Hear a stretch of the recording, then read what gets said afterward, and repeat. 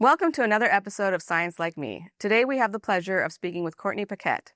Courtney is an assistant professor at McGill University in the Math and Stats department. Welcome, Courtney. Thank you. Thank you so much for having me. Nice. So you want to tell me, how did you get into this field? Yeah. So actually, I come from a pretty unusual background. So I did my undergrad degree actually in finance. And then I was taking some courses there, and you get to take these sort of operations research, where you get to learn how UPS puts its planes and stuff.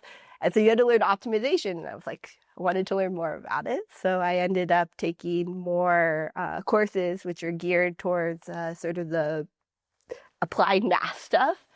So like probability and numerical analysis and things. And then I ended up getting sort of involved in that and ended up in a pure math program, completely unprepared. And started working with a professor there, and machine learning was starting to take off, and I was like, let's do this. So I ended up doing more machine learning, and so now I'm here, I guess. I love that. That's awesome. But I come from finance, if you really want to know my undergraduate degree. So nice. Yeah. I mean, that obviously includes math, but I love that it was just like you kind of dove deeper and deeper into this. Yeah, and also I wasn't I don't have like the background of like a person who normally comes from math, so it was really a good experience. I mean, I had to learn a lot on the fly and do what I did, and I think it's made me a better researcher overall because of that. What do you remember? Like, what was your biggest hurdle when you were kind of transitioning into that? So I don't know if you guys know the pure math setting, but in pure math, they want you to take like very specific courses. So they want you you have to know abstract algebra, you have to know like analysis, and you have to have some like geometry. And I basically entered a grad program having not taken any of those courses at the undergraduate level. And so I was just thrown into a grad school, and I was like, oh my gosh, I'm going to fail. But like, I made it through. Like once I made it through, I was like amazed. And I think when you have to struggle to like actually just even get through those courses, it actually sort of is how you do research a little bit. Like you have to struggle a lot. So there's a lot of moments where it's kind of down, right? Things aren't working the way you want it. I think like that made me a better researcher right off the bat from there. So that was first year of grad school was the worst, I think, of my life for getting through schooling. But I did it. I'm here. Yeah. When you, I appreciate you like describing that struggle. I think that's true. A lot of people don't realize that actually kind of strengthens you. And I do think that it's almost as if like you have to be comfortable with being uncomfortable and pushing through. I 100% agree with that. Yeah. I think having to learn to like work in sort of this unknown is exactly what research is kind of about, is like you're never quite sure what's correct, what's wrong. And you have to be creative. And so you have to work with what you have. And I think when you're struggling like that, it can be helpful to sort of learn those skills to be a better researcher. Did you have anyone that helped you along the way? Yeah. So because I was actually in a finance degrey and I was taking some math courses, I actually had a professor who saw me in the numerical analysis course. He just passed away. I know, but he had a knack for picking out really talented students, I feel like. Okay, I shouldn't say that. You're talented. Yes. Thank you. I appreciate that. He also found a lot of other really talented students. But he sort of saw something, and he like introduced me to math research. And so then he like pulled strings to get me into this Ph.D. program because I didn't have the prereqs. And so like he definitely was like a true person. And then of course my advisor, my PhD advisor, he helped me with problems and was always around. But those two have really been amazing for me to get like just even to know what math research was at the time. So I mean, you clearly gritted through this process, Yes. Right? Do you have examples of when you gritted through that process, let's say in high school or middle school? Like it doesn't necessarily have to be academic, like that kind of skill of grit. Where do you think you learned that? I grew up as my mom was a single parent. She sort of raised me. And so there is, just being single parent. My mom was not really an academic person, so like you were always expected to go to, you know, just go to college to get a degree so that you could get a job and stuff. So I think like she made me like do jobs. So I was actually a bank teller for 4 years. That's how I paid for college. Wow. So I had to grit through that, I guess, if that's an example. So I don't know. I mean, I worked through my college and tried to get money to just pay through everything. So I think that's great. I think that really, like, I mean, I think those things, while they might not feel good in the moment, have actually built that muscle for you to be talented and successful now. Also, I know how to apply for a home loan. So, you know, like, there's important skills involved. Nice. You liked math. You have an aptitude towards math. But what do you have a memory of when you realized you liked it? So I always really liked playing games as a little kid. And so one of the things I really remember, I was a latchkey kid. So I figured out how to beat the game I don't know if you guys know Macalla, this game. Okay, it's like a stone game that you play. You put stones around. Oh, I do actually. I think I learned it when I was in Germany for some reason. I figured out there's a way that you can always win. Oh, interesting. Yeah. Which is dangerous because I would go to latchkey and I would play and then I would always win. And then I got in trouble because like I figured out the algorithm that you can always win off of. That is awesome. That is awesome. So I fell in love. Don't play that game with you. I don't know if I can do it anymore. But that's where I was like, I think I first really fell in love with like algorithm stuff, which I realize is not quite math, but it's got that same sort of logic feel to it. And I really love that sort of idea that you could always like have something which is just like a set of instructions that like always gives the right answer and stuff. So, that's so cool. That's awesome. I really got in trouble at latchkey for this. So, like, I was told. I wonder why, though. I mean, it's not like it's not really cheating if you figured it That's out. Other things. Yeah. Right. Okay. I think they were just jealous or something. They didn't figure it out first, and they're like, wait a second. I mean, it is kind of weird that there's an actual way that you can always win, but. Yeah. Oh, that's so cool. That's very cool. Okay, so you're applying for college. You said originally, I mean, you did finance. Yeah. When you were applying to college, you wanted to do finance? Sort of. So I was actually a bank teller through high school. So I was kind of in the finance group from that. So I was like, oh, I'll just do that. So I went in and was like, okay, I'm just going to do finance. And then, like I said, I took this course and was like, you know, I actually think the little logic puzzles are kind of fun. So I wanted to do go into more math stuff. Also, because like accounting is, it looks very logical, and then you actually figure out there's just a book of rules, which has totally arbitrary, like, you know, you treat a computer different than a calculator, and you're like, why? And they're like, well, that's just what it says. So I was like, okay, I can't do this anymore. So I decided to go into more on the math side. So yeah. I think it's interesting. I just wanted to highlight this idea that, I mean, I love, in trying to identify passions and whatnot, especially with kids. But then sometimes I do think it's like, sometimes you don't know what you want to do, and it's also okay to just kind of go for what might make sense right now, and then let it lead you to something that is more exciting later. Yeah, I think this one thing I really feel like I learned from college was that you should try things out. Yeah. I was not like, I grew up where computers weren't like really a thing, and so I was like, okay, I'm going to take a computer science course. And I was like, wow, this is really fun. I mean, I learned a lot while I was in college of what I wanted to do and sort of different things I was mostly interested in and stuff. So, all right, so let's go back to, you went through college. You have your Ph.D. now. You go and do your postdoc. Anything surprising along that journey that you didn't expect? Yeah, actually. So I did a PhD in pure math. I mean, it was an optimization, so it's a little bit on the applied side. But and I was doing very pure theory, and then I actually got an offer to go to Google Brain at the time. For just a job offer. I was like, okay, I wanted to do it. So I went to Brain and worked for a year there. And I it was amazing. Like, I never thought theory would be appreciated in the industry like it was. So it was really cool to see that. And I got to work with a whole bunch of different people more on the engineering side and just hear what they thought and did. And I thought that was really cool. And so for me, that was like a really cool experience to view. So, and yeah, I still work there 20% and I really enjoy it. So I think it's really cool to just like talk and meet with all these different people because you like learn a lot from it. And they actually appreciate theory, which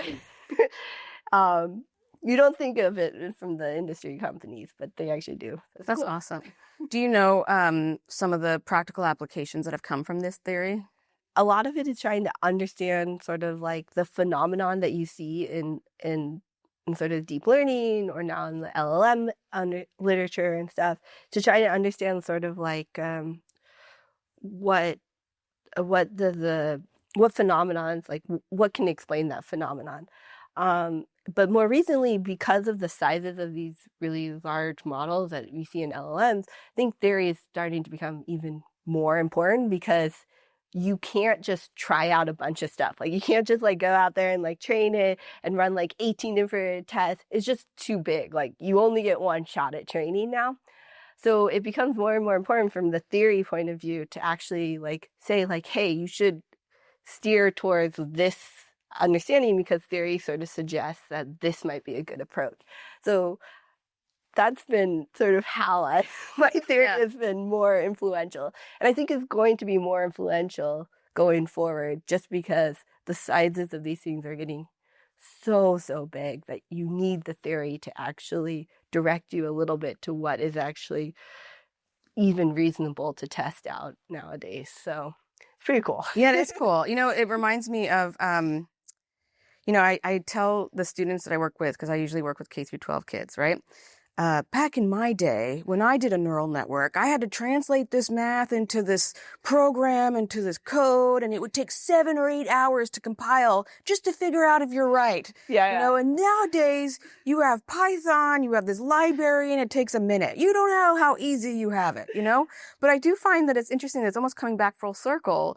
And that, like, because of this high compute power that we have, we've just increased the load. Yeah. And now it's like, wait, we have this problem again. Yeah. Like, so that's really cool. So that actually is kind of leads to the talk that you're giving for TLOs about high dimensional optimization with applications to compute optimal neural scaling laws. Tell me about that. So compute optimal neural scaling laws are quite new now. And they really just become about because of these huge models. But I think the simplest way to sort of explain it, right, is like in neural networks, you actually get to choose like how many neurons you want or how many layers you want or the depth. You get a lot more choices than traditional optimization sort of comes from. And so these things are so big and things that what you want to do is like, you're really, really constrained now with computing resources. So, we just don't have enough energy in the world. I don't know how to explain it more than that, but there's just not enough compute in the world. So what you have to do is you have to sort of say, okay, given a fixed compute budget, how do you actually create the neural network? That's the optimization part of it. So is there how many parameters do you need to choose? How many neurons do you need?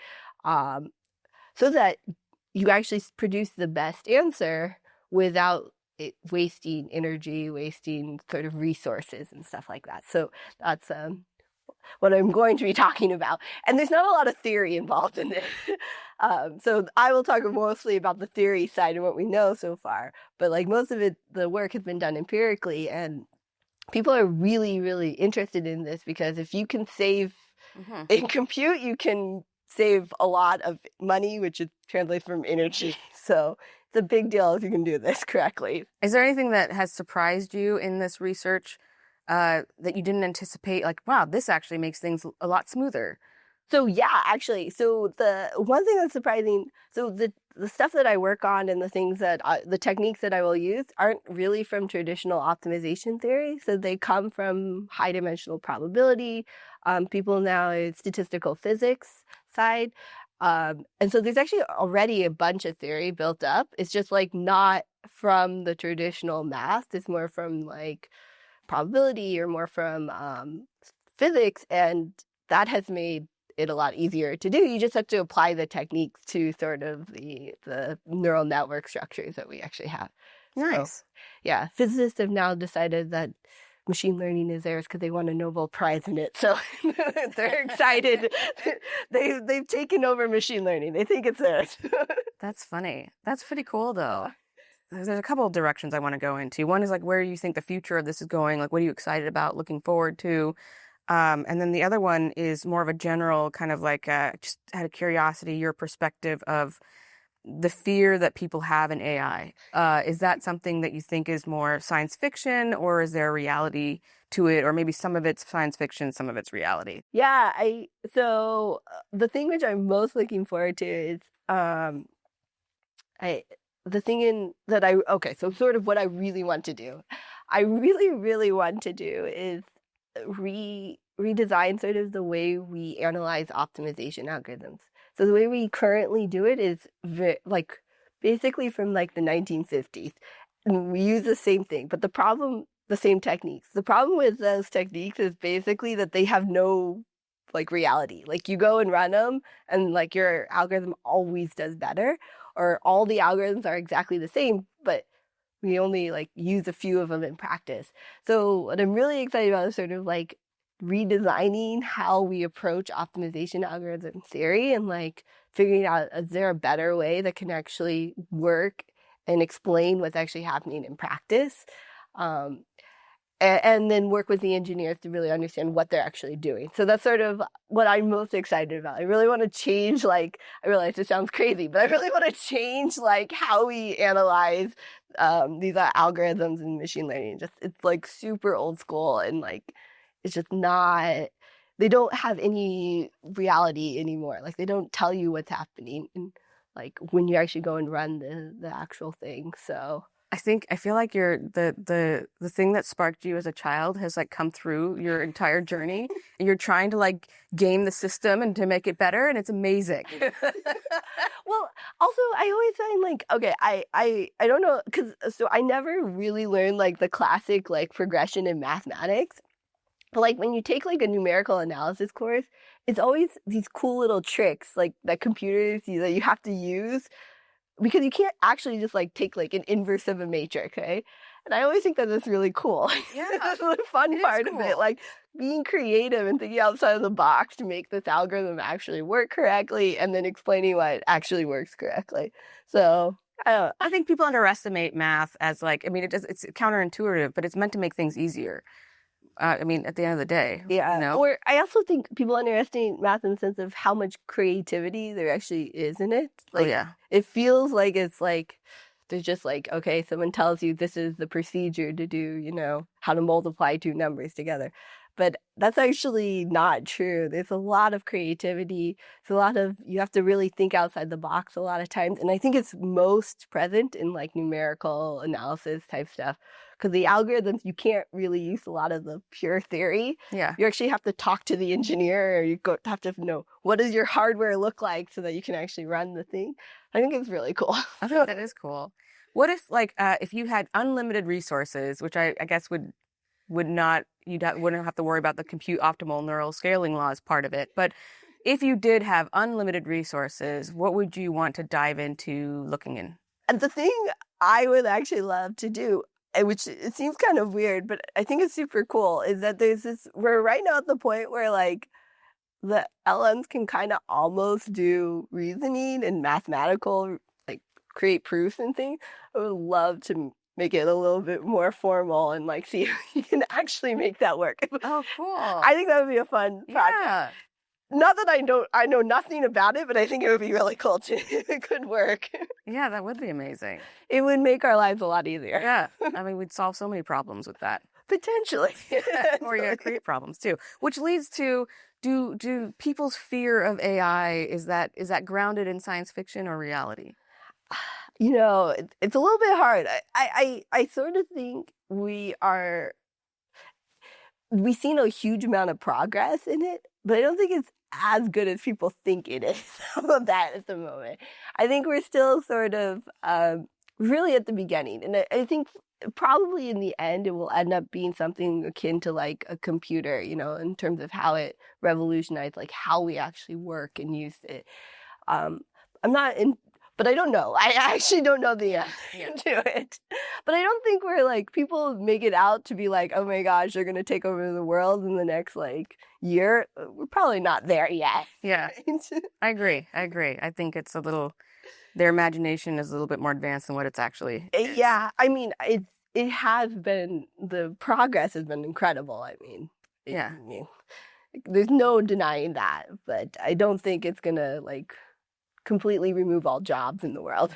Hopefully not. I mean, I guess they've had that fear since the Industrial Revolution, right? But I don't know if this one is different. Like, is it, and then are we approaching it differently because we have that in our history? Like, are we kind of having some, safety nets as a result? I don't know, but let's see. We'll see what happens. I mean, I think it'll be a tool. It certainly will be a tool. Like, you'll use it to help you code for sure, right? Or you'll use it to help you write. But you use that like word processing was also a tool that you can use, right? So I don't know.